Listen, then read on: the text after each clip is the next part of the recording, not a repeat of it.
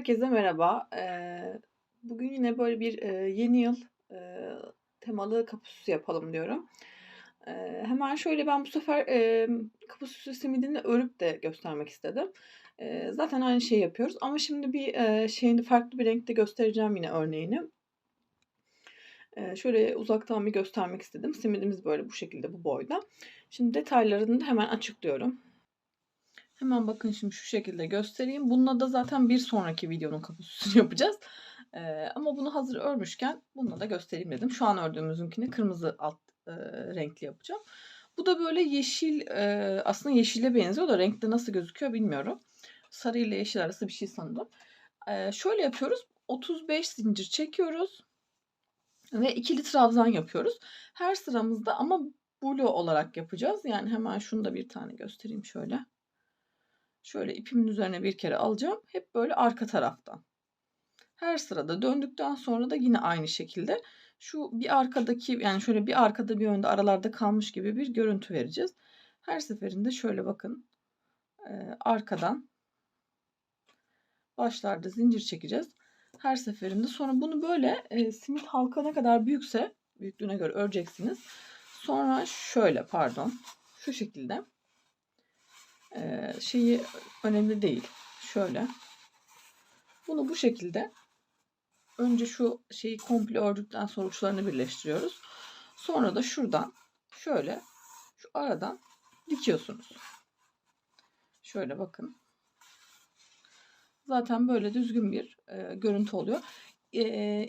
Yani bu bir önceki videomda e, beyazla yapmıştım ama beyazla yaptığımda şöyle bir şey yapmışım. Sık iğneyle yapma hatasına düşmüşüm. Ben bunu sık iğneyle öreceğim diye yaklaşık 1,5 ay yakın ip gitti belki de. Hatta en son yetmedi falan böyle bir mavi kısım yaptım. Bunda bir tane gidiyor yani. Çok az bir şey kalıyor ondan. Yine şey Alize'nin Pratika. Hatta hemen kırmızının renk kodunu göstereyim. Evet, hemen bakın şöyle renk kodu şu kırmızının gösteriyorum. 56. Cotton Gold Pratika. Çünkü bunun yani alt temaları kalınla yapıyorum. Diğer aynı şekilde yeşil rengim de aynı şekilde. Daha iyi. Şimdi hemen şöyle size şeyi de göstereyim. Böyle bir resim çizdim ama birebir buna uyumlu da yapmayabilirim. Uyumlu da yapabilirim. Benim ne yapacağım belli olmaz o konuda. Şimdi şöyle bir şey çizdim. Böyle biraz Pinterest'ten biraz oradan bu sefer yani tamamen aynı birebir kapı süsünü yapmıyorum da biraz uydurmasyon bir şeyler yapacağız. Böyle bir geyik kafası işte bir hediye paketi tutuyormuş şeklinde falan. Böyle güzel bir şey yapacağız. Şimdi hemen şu geyiğimizle başlayalım istiyorum. Zaten bunda bu arada şu baston şeker belki ekleme çıkarma yaparım bu arada ördükçe o şey değil. Ama bazı şeyler mesela kalpler olsun, şuradaki zil olsun, şu işte yapraklar ve önündeki ufak kirazlar olsun. Bir önceki videomda gösterdiğim için şimdi aynı şeyi burada da anlatmayacağım. Onları diyeceğim ki gidin o videodan izleyin. Yapın. Ben burada işte bu geyiği hediye pakettir. Ne bileyim aradaki farklı şekerlerdir. Belki şurada bir çorap yaparım öyle düşündüm ama değiştirebilirim. Belki yuvarlak şekerlerden yapabilirim. Bakacağız artık onu. Hemen şu geyikle başlayalım uzatmadan. Hemen şöyle 2,5 milim tığımız ve böyle yarn ardın güzel bir ipiyle 07 renk kodu bu arada. Bu geyiğimizin kafa renk kodu. Bununla başlayacağız. Sihirli halka yapacağız. 6 sık iğne yapacağız. 6 tane arttırma yapacağız. Biliyorsunuz ki ben uzun uzun göstermiyorum. Daha sonra o kısmı bir yapalım.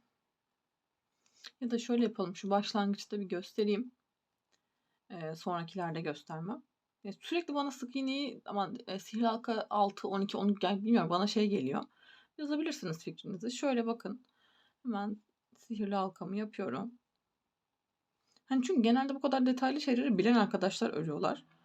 Bilen arkadaşlar da zaten sık iğneyi ve sihirli halkayı bilmeden öremezler. O yüzden hemen şöyle bakın. 1, 2, 3, 4,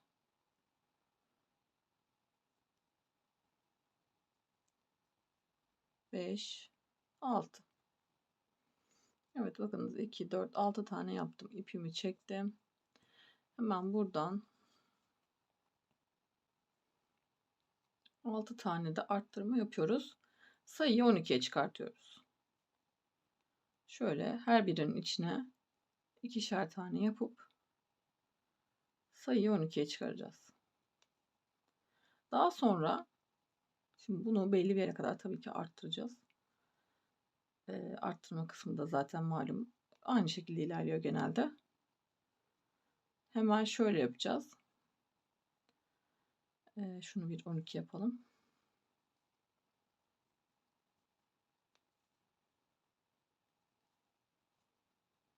Şöyle.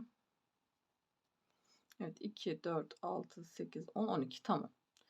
Şimdi bir sonraki sıramızda şuraya hemen bir ilmek işaretleyici koyup bir sık iğne bir arttırma yapacağız. Evet şöyle ilmek işaretleyicimi aldım. Şöyle bir sık iğne bir arttırma. Sıra sonuna kadar bu şekilde bir sık iğne bir arttırma devam edecek ve sayımızı 18'e çıkaracağız. Sonra 4. sıramızda 2 sık iğne bir arttırma, 5'te 3 sık iğne bir arttırma, 6'da 4 sık iğne bir arttırma, 7'de 5 sık iğne bir arttırma, 8'de 6 sık iğne bir arttırma, 9'da da en son 7 sık iğne bir arttırma yapıp alt şeyi oluşturacağız ve sayımız 54 sık iğne olacak. Hemen bunu bir yapıp gelelim. Evet şöyle en son 7 tane bir ördüm, bir tane arttırma yaptım. 9. sıramız bu bitti. 54 sık iğnemiz var. Şimdi 10. sırada dahil, 17. sırada dahil 17'ye 8 sıra boyunca 54 sık iğne olarak düz bir şekilde öreceğiz yine bu rengimizde.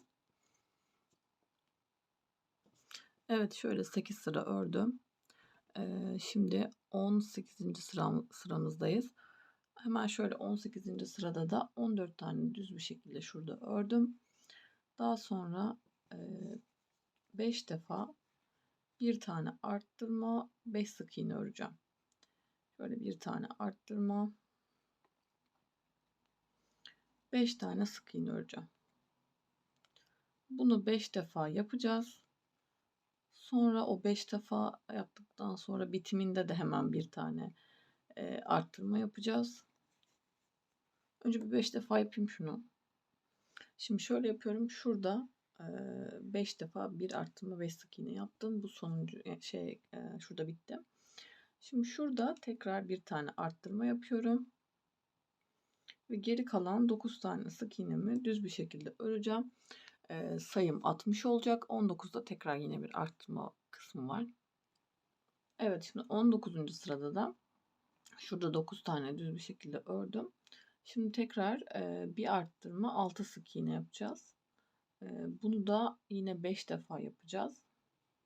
Yine diğeri gibi 5 defa yaptıktan sonra sonda yine bir tane daha arttırma yapıp kalan 15 tane sık iğneyi düz bir şekilde öreceğiz ve sayımız 66 olacak. Şimdi farklı bir yine böyle renge geçeceğiz. Ben bir renk ayarlayayım ona. 20. sırada yani yine bir arttırma yapacağız ama yani bundan daha açık bir kahve tonu olabilir. Bakalım hemen. Evet arkadaşlar şöyle 20. sırama geçtim. Ben yani bunun şimdi kodunu bilmiyorum çünkü böyle az kalmış bir ipti. Ben böyle uydurduğum için muhtemelen yine yarn art kullandığım bir ip. Siz de öyle rastgele seçebilirsiniz yani böyle uyumlu olan. Şimdi 20. sıramda şöyle 16 tane sık iğnemi düz bir şekilde ördüm renk geçişini yaptıktan sonra. Daha sonra 5 defa bir tane arttıracağım. Şurada bir tane arttırdım. 7 tane sık iğne öreceğim. Bunu 5 defa tekrarlayacağım. Daha sonra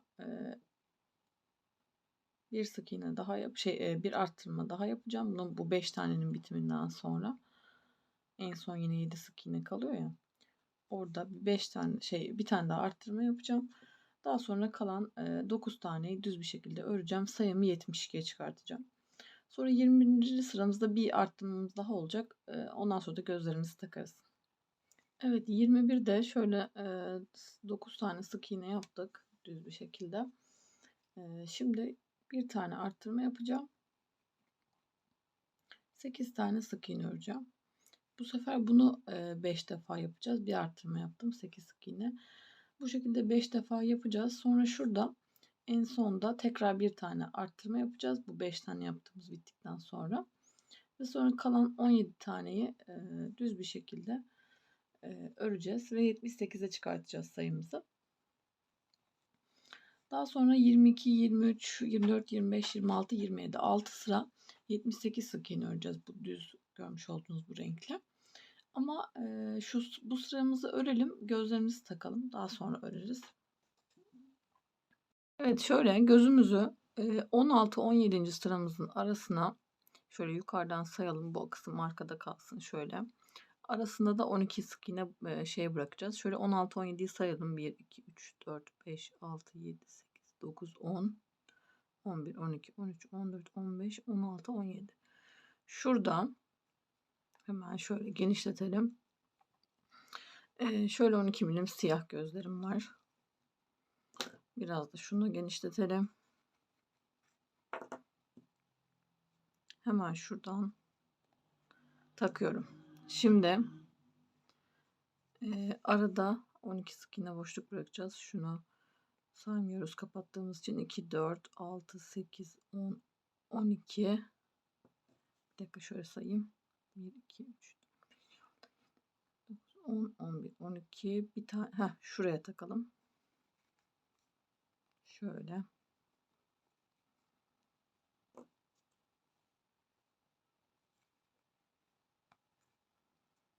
Bakın şöyle taktım. Bunu alt yanak kısmını ördükten sonra nasıl olsa böyle bastıracağız. İçeri doğru bir şekil vereceğiz. Şöyle şunları da takıyoruz. Ve ben bunları şeyle yakıyorum. Çakmakla yakıyorum biliyorsunuz ki. Böyle de yapabilirsiniz. Daha sonra dediğim gibi 22 ve 27. sıra onlar da dahil 6 sıra 78 sık iğne olarak şununla öreceğiz. Ondan sonra da azaltmalarımız var. Hatta şöyle azaltma kısmında da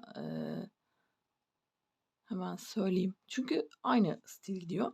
Azaltmada şöyle 28. sırada 11 tane örüyoruz, bir tane azaltıyoruz. Bunu 6 defa yapıyoruz. Sayıyı 72'ye düşürüyoruz. 29'da 10 tane örüyoruz, bir tane azaltıyoruz. 6 defa yapıyoruz, sayıyı 66'ya düşürüyoruz. 30'da 9 tane örüyoruz, bir tane azaltıyoruz sıra sonuna kadar. 31'de 8 tane örüyoruz, bir tane azaltıyoruz. 32'de 7 tane örüyoruz, bir tane azaltıyoruz. 33'te 6 örüyoruz, bir tane azaltıyoruz. 34'te 5 tane örüyoruz, bir tane azaltıyoruz. Sayımız 36. 35'te 4 tane örüp bir tane azaltıyoruz. 36'da 3 tane örüp bir tane azaltıyoruz. 37'de 2 tane örüp bir tane azaltıyoruz. 38'de bir tane örüp bir tane azaltıyoruz. 39'da da 6 tane azaltıp içini güzel doldurup daha sonra yüz kısmına şekil vereceğiz. Ve burun, işte kulak, boynuz kısmını yapacağız.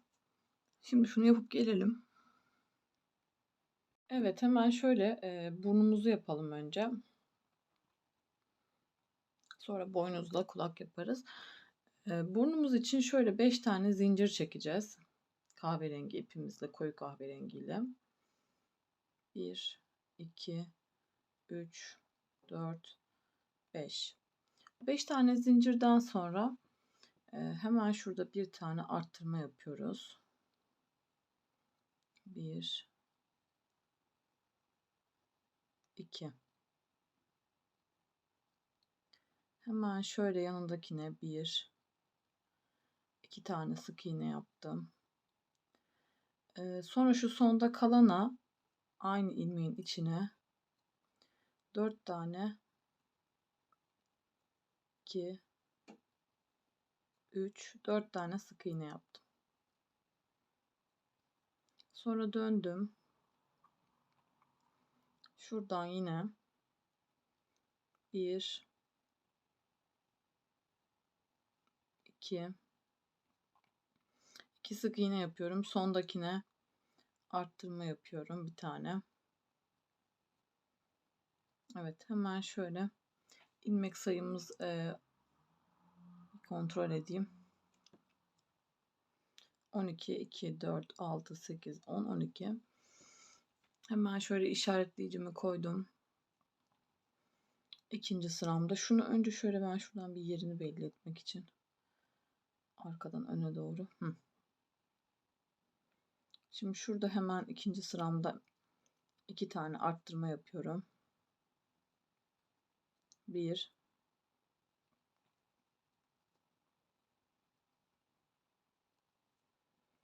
2 tane arttırma yaptım. 2 tane sık iğne ördüm. Yine şu arada 1, 2. Daha sonra şurada 4 defa arttırma yapıyorum. Bu birinci arttırmam. Bu ikinci arttırmam. Bu üçüncü arttırmam. Bu da dördüncü arttırmam. Evet, tekrar 2 tane sık iğne yapıyorum. 1, 2 ve tekrar 2 tane arttırma yapıyorum şurada kalanlara. Sayımı 20'ye çıkarmış oldum. 20 tane sık iğnem var şu anda. Ve 3. sıramda da son sıramız yani. Bir sıra 20 sık iğne olarak düz bir şekilde öreceğiz. Burnumuzu tamamlamış olacağız. Onu yapalım. Sonra hem yapmış olduğum kafayı göstereyim hem de boynuzda kulağı yapalım. Evet, hemen şöyle burnumu da yerleştirdim. Kafamı gördüğünüz gibi şu göz şeylerinde yani şu ten renginden şu renkten diyeyim. Buralardan böyle arkadan çektirip buraları böyle yine içeri doğru bastırdım ve yüzüne bir şekil verdim. Hemen şöyle bir ağız kısmında ve kaşlarda. Şimdi şu boynuzu yapacağız. Boynuz için önce şöyle 3 tane küçük boynuzlar yaptım. Onu şimdi diyeceğim şeyini. Sonra da kulağımızı yapacağız. Gözümün üzerine şöyle beyazdan da bir şey yaptım. Daha sonra da bakın şuradaki gibi el ve ayağımızı yapacağız. Şu şekilde. Ayağımı yine şu uca kadar hemen hemen doldurdum. Kolumda şu kısmı hiç doldurmadım. Bakın şu kısmı. Çünkü hemen şurada bir hediye paketimiz var. Bir tane örnek yaptım. Bir tane daha yapacağım aynısından. Zaten size göstereceğim. Şöyle bunu böyle şu şekilde ya dikeceğim ya yapıştıracağım. Ona henüz karar vermedim. Şöyle kıvırabilelim diye bunun içini doldurmuyoruz. Şöyle bakın şu şekilde eline yapıştıracağız. Diğer elimiz ve ayağımız olduktan sonra. O yüzden bu arada ayağımızın altında ve şunun altında aynı zamanda bu kapağın altında plastik şöyle ben yoğurt kabı koyabilir yani yoğurt kabı kapağı kullanabilirsiniz. Ne bileyim başka bu tip kapak da kullanabilirsiniz. Kestim güzel dursun diye. Şöyle şunu da göstereceğim size. Bunları zaten göstermiştim. Yine bittikten sonra bir şey yaparım. Yüklemiş olduğum diğer videomda bu yaprak tarifleri işte şu gördüğünüz şu taraftan göstereyim. Kalplerin, bu yuvarlak şekerlerin, aynı zamanda zilin. Şu an zaten kafamdakiyle çizdiğimle farklı ilerliyor. Olsun. Yani farklı dediğim işte bir fiyonk düşünüyordum. Onu eklemeyeceğim sadece o kadar. Tamamen bittikten sonra zaten geniş gösteririm. Şimdi hemen şunun diğer boynuzu yapalım. Evet, şimdi şu küçük olanlar da 3 tane yaptığımızda hemen söyleyeyim. İçlerinde birazcık doldurdum bunların. Sihirli halkamın içine 6 sık iğnemi yapıyorum. Daha sonra ikinci sıramızda 1 sık iğne 1 arttırma yapıyoruz. 9'a çıkarıyoruz sayıyı. Bir sıra 3. sırada 9 sık iğne örüyoruz. 4. sırada da 1 sık iğne 1 azaltma yapıyoruz. Ve böyle kapatmıyoruz şu şekilde. Şimdi asıl büyük boynuzumuzun kısmıyla başlayalım. Yine 6-12 olarak yapacağız. Sihirli halkamızın içine 6 tane. Şöyle bakın 6-12 yaptım. Şimdi bir sonraki sıramda bir sık iğne bir arttırma yapacağım. Üçüncü sıramız sayıyı 18'e çıkaracağız. Dördüncü sıramızda da 2 sık iğne bir arttırma yapacağız. Sayıyı 24'e çıkartacağız. Sonra 24 sık iğneyi 3 sıra yani 5, 6 ve 7. Sırada o 3 sıra 24 sık iğneyi öreceğiz. Ondan sonra bir azaltmamız var. Evet 3 sıra ördüm. Şimdi 8. sıramızda da şöyle yapacağız. 6 tane sık iğne yapacağız. Ay sürekli falan diyormuşum gibi oldu. 6 tane sık iğne yapacağız. Bir tane azaltma yapacağız. 3 defa. Sayıyı 21'e düşüreceğiz. 2, 4, 5, 6. Sonra 9. sıramızda da 21 sık iğne olarak düz bir şekilde Arttırma azaltma yapmadan öreceğiz. Daha sonra onda zaten parmak diyecektim. Boynuzlarımızı takmaya başlayacağız.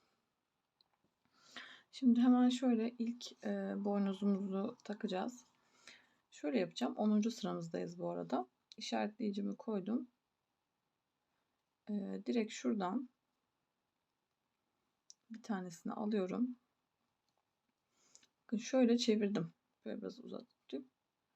1, 2, 3. Şuradan hemen şu netliği kahverengi olduğu için sanırım bana sanki karanlık geliyor da. Hemen şöyle şuradan ekledim. Bu 1. Bu 2. Ve bu da şuradan 3. Evet, 3 tane şöyle ekledim bakın. Hemen devamında da şöyle yapacağız. Şu eklediğimi da değil şuradan. 1, 2 tane ördüm. Bir tane azalttım. Daha sonra 2 defa 5 tane öreceğim. Bir tane azaltacağım. Şurada hemen sayımızda toplamda 18 sık iğne olacak. 11. sırada şu kısmı direkt gösteririm. Geri kalanını zaten düz öreceğiz. Evet, şöyle hemen 11. sıradan devam edeceğiz. Şimdi şu 3 tane burada bunu birleştirdik ya 3 tane. Bu sefer şuradan net gözüküyor mu? Bu sefer şunu birleştiğim kısımdaki üstteki 3 taneden 1, 2 ve 3 şuradakiyle. İp de şöyle içeride. Geri kalan kısmını zaten düz öreceğiz. 15 tane sık iğne falan var sanırım şurada. Geri kalan yani. Böyle şu 15 tane sık iğne de öreceğiz. 3 tane de burada. Yine sıra şeyimizde 18 tane sık iğne var. 12. sırada da 18 sık iğneyi düz bir şekilde bir sıra örelim. Sonra bir tane daha ekleyeceğiz. Evet, şöyle şimdi 13'te 13. sıramızda diğer ilmek işaretleyicimi koydum. Hemen başka bir boynuz alıyorum. Şöyle yine 1 2 3 şöyle 1 2 3 sayacağım. Şuradan yine hemen 1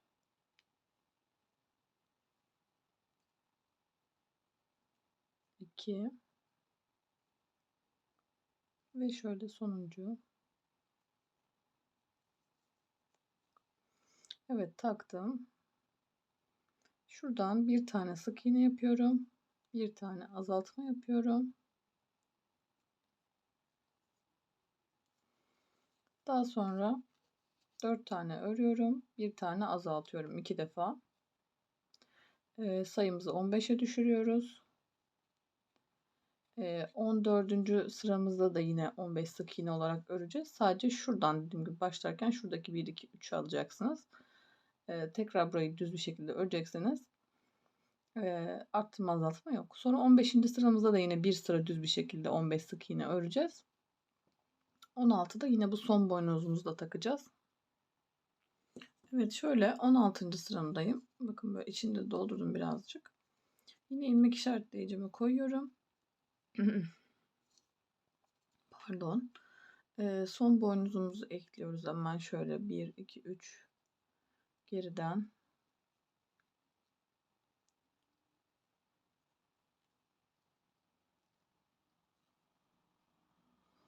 Bir,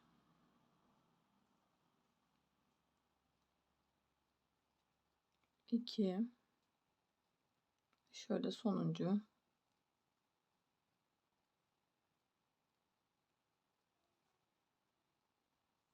Şurada bir kontrol edeyim, sanki fazla mı aldım gibi geldi. Yok, tamam. Şundan.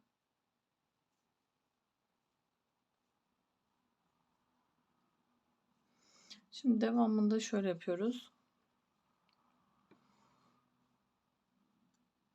3 sık bir tane azaltacağız hemen şurada. Yani direkt örmeden.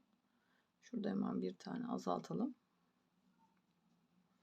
Daha sonra 3 tane öreceğiz, bir tane azaltacağız 2 defa ve sayıyı 12'ye düşürmüş olacağız. Azalttım, şurada da azaltıyorum.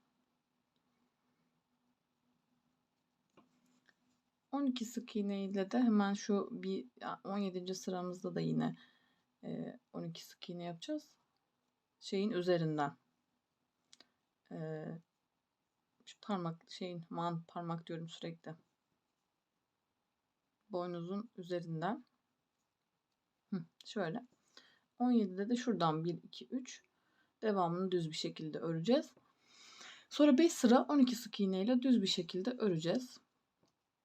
Hiç arttırma azaltma yok.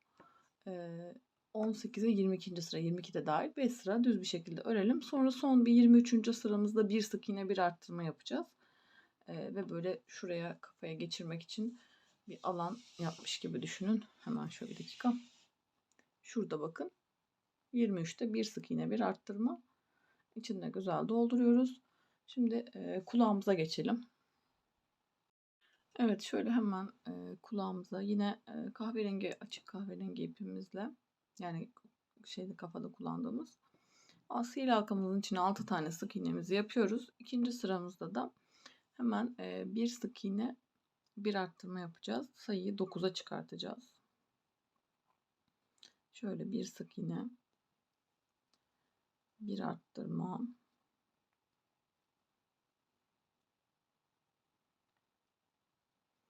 bir sık iğne bir arttırma, yani bunu 3 defa yapıyoruz ve sayıyı 9'a çıkartıyoruz.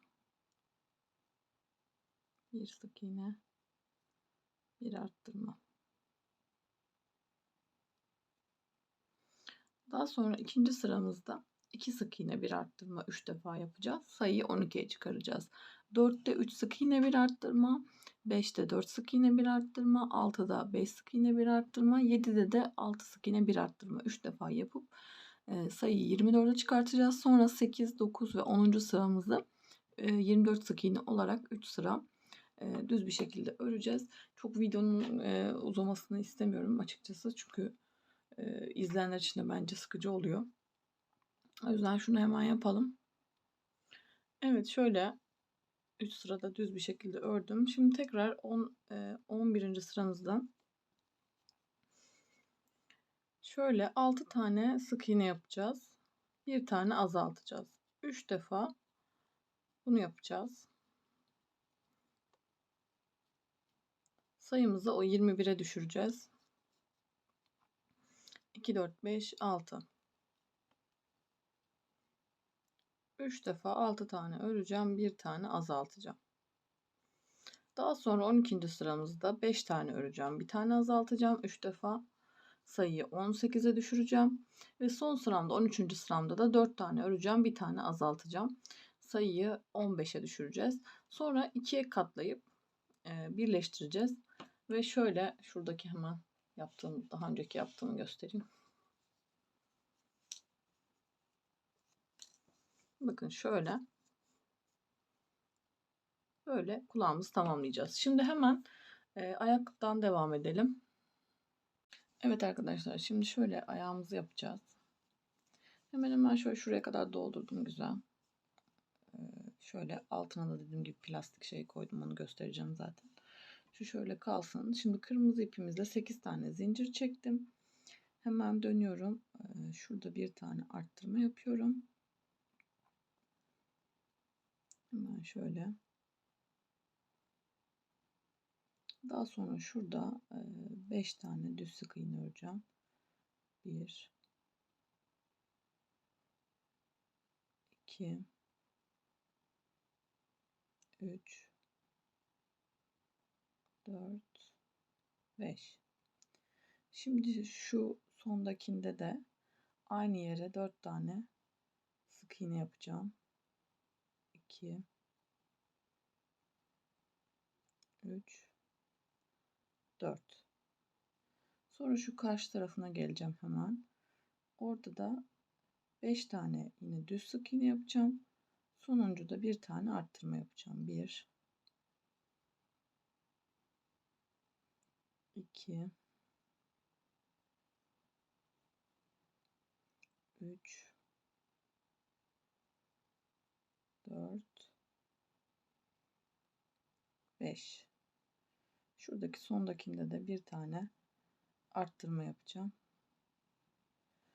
Ve sayımız 18. Şimdi ikinci sırada hemen şu baştan şunu şöyle bir önce belirteyim ben de şurada karışmasın.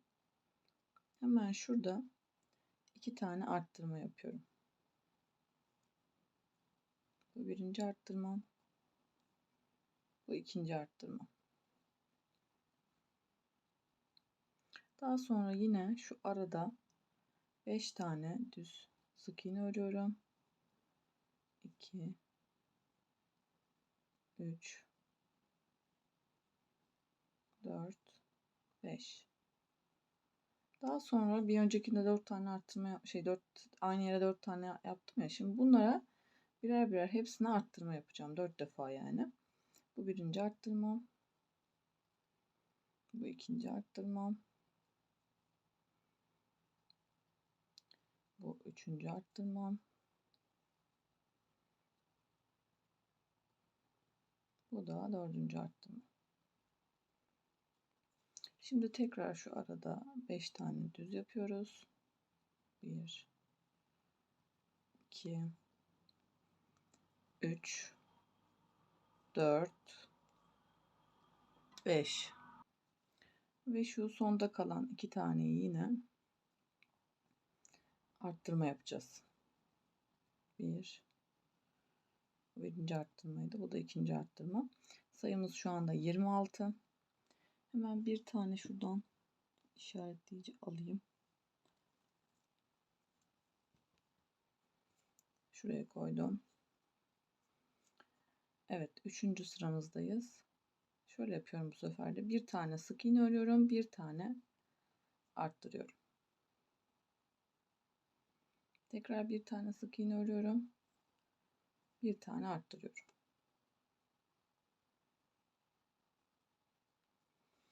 Yine arada 5 tane düz bir şekilde örüyorum. 1 2 3 4 5. Şimdi burada 4 tane bir sık iğne bir arttırma yapıyorum. Bir sık iğne, bir arttırma. Bir sık iğne, bir arttırma. 4 defa yapıyorum. Bir sık iğne, bir arttırma. Tekrar şurada bir tane daha.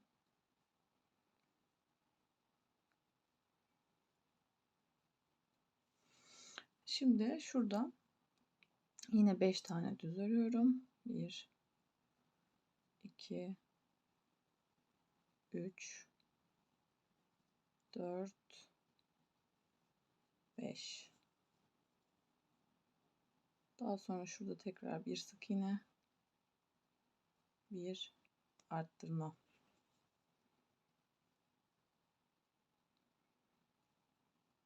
Bir sık iğne,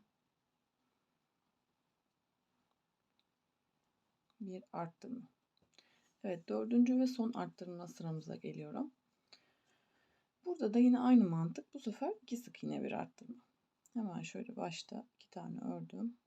Bir tane arttırdım. Tekrar 2 tane ördüm. Bir tane arttırdım. Şimdi şurada yine 5 tane düz sık iğne öreceğiz. Şurada 4 defa 2 sık iğne, bir arttırma. Burada yine 5 tane. Burada da 2 defa 2 sık iğne, bir arttırma.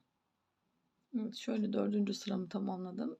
42 tane sık iğnemiz var. Şimdi 5. sırada da blue olarak bir sıra, yani şöyle bakın arkadan bir sıra boyunca bu şekilde sadece arkadaki ilmekleri alıp şöyle. Bu arada bunu yapmadan önce şunun üzerine koyup kesebilirsiniz de. Yani şöyle taban, bakın ben bir tane çizdim burada. Şöyle taban kısmını koyup çizip kesebilirsiniz. Şimdi blue olarak bir sıra bunu 42 sık iğne yapıyoruz. Sonra 6 ve 7. sıramızda da düz bir şekilde hiç arttırma azaltma yapmadan 42 sık iğneyi örelim. 8'de azaltacağız. Evet, şöyle 7. sıramı tamamladım. Şimdi 8'de de şuradan 6 tane düz bir şekilde ördüm. Şimdi 3 tane örüp bir tane azaltacağız. 2, 3, 6 haricinde yani. Bu 3 sık iğne bir azaltmayı toplamda 6 defa yapacağız. Şu kısımda. Sonra şurada 6 tane daha kalacak. Onu düz bir şekilde öreceğiz. Sayımızı 36'ya düşüreceğiz. 9. sıramızda da düz bir şekilde 36 sık iğne olarak örelim. İçinin şeyini de keselim. Onu da geçiririz. İsterseniz yapıştırabilirsiniz de buraya, hani kaymasın sağa sola diye. Evet, şöyle 10. sıramızdayız. Şunu da bakın şöyle içine kestim. İster bunu yapıştırın, ister sonradan koyun. 6 tane şöyle 2, 4, 6 ördüm. 10. sıramda yine düz bir şekilde. Şimdi bir tane azaltacağım. 2 tane sık iğne öreceğim.